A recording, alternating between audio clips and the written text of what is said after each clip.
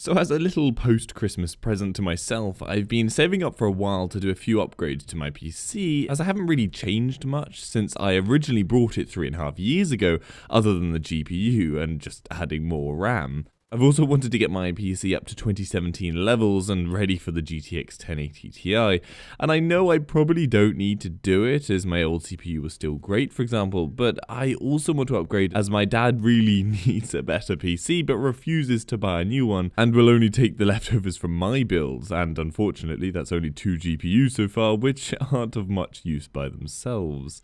So anyway, starting with the first change, and I'd guess most controversial piece among those of you aware of CPUs. I gave up my i7-3770K and went and grabbed a beautiful i7-7700K.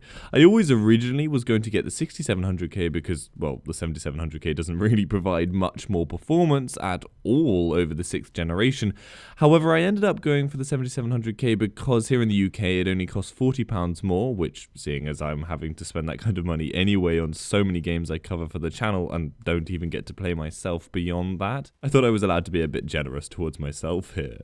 I also realistically wanted the 4K codec support for streaming and video watching, etc., and this 4K support will give the CPU a longevity that the 6700K simply won't have in, say, 2 to 3 years. I will admit though that if I hadn't been quite so many generations behind, then I would have been far more unlikely to jump up to the 7700K.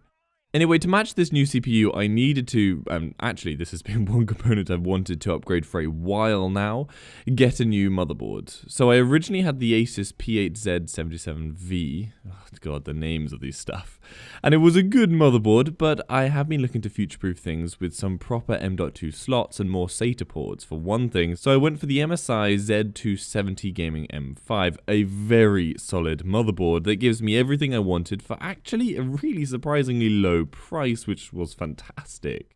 The third change I made, seeing as I was going to be losing my RAM to my dad as well if I'm going to give him everything else, I upgraded from 16GB of DDR3 to 16GB of DDR4. It was an expensive move. I went for the G.Skill Ripjaws 5 Series F4, some crazy numbers and letters. I'll put the full name on screen, and also all links to the components I got will be in the description.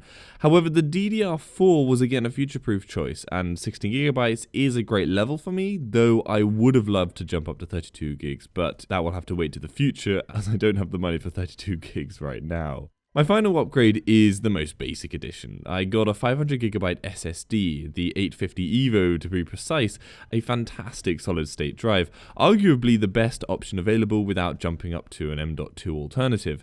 And this is just for personal games I play most frequently, so I don't have the long loading times for them, and also for those games that I cover on the channel that simply need an SSD to function well.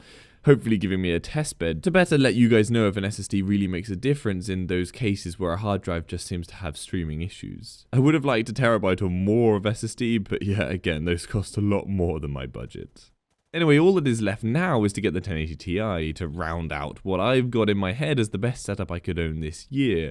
And before anyone complains about me getting an Nvidia card for any of the number of reasons I've heard, yes, whilst they are certainly at times anti-consumerist, the simple fact is most people own a dedicated Nvidia GPU, and Nvidia on the whole has far better support for games, both new and old right now, and for this channel I'm afraid it only makes sense for me to use an Nvidia card. That said, don't worry, I am totally watching AMD and genuinely rooting damned hard that they can release a card this year that put Nvidia in their place and force Nvidia to start innovating and putting the customer first again. Because the sad truth is that until 2016, Nvidia has had a long stint of no real competition in the high-end market, and I would love that to end. Anyway, I thought you guys might be interested in my PC changes. Anyway, I just thought you guys might be interested in my PC changes. I'd actually love to know what you guys have, what your setups are. Comment down below your various components. It would be actually not just interesting, but possibly useful for me to see and get a sense of the various diversity of builds that you all have. As always though, for anything 21.9, though this was like one of the only videos on the channel without an ultra-wide theme, head over to my channel and I'm sure there'll be something of interest there. And if not, then comment down below what you'd like to see. Give this video a like if you found it helpful, make sure to subscribe for future info, and if you'd like to donate to the channel, the links to my Patreon page are in the description. See you later.